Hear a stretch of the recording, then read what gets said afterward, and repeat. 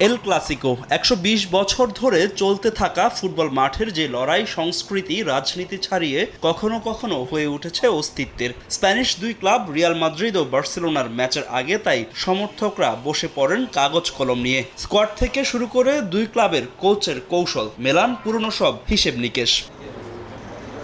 Spanish super কাপের ফাইনালে বছরের প্রথম এল ক্লাসিকোতে মাঠের উত্তাপ ছড়াবে রিয়াল বার্সা। চলতি মৌসুমের প্রথম দেখাতে হারলেও এই ম্যাচের আগে দারুণ আত্মবিশ্বাসী বার্সেলোনা। ফিরেছেন রিয়ালের বিপক্ষে সবশেষ ম্যাচে ডাগ আউটে না থাকা কোচ হ্যান্সি ফ্লিক। স্কোয়াডে আসতে যাচ্ছে বড়সড় পরিবর্তন।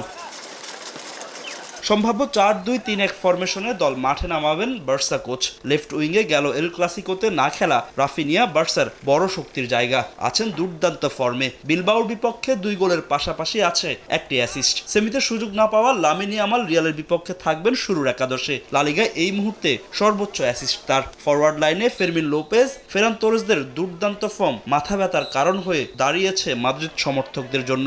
গোলবারে বার্সার দুর্বলতা কাটিয়েছেন জোয়ান গার্সিয়া।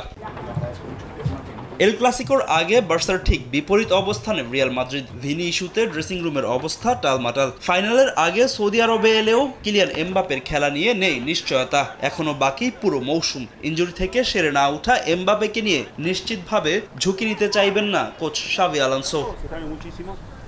গেল ক্লাসিকোতে জয় পেলেও বার্সার সামনে এবার অনেকটাই ভঙ্গুর লস ব্লাঙ্কোস। ডিফেন্স লাইনে ধারাবাহিক নন অ্যাসেন্সিও, হুইসেন, কারেরাসরা। তবে সাবির বড় দুশ্চিন্তা ভিনিসিয়াস জুনিয়রের অফ ফর্ম।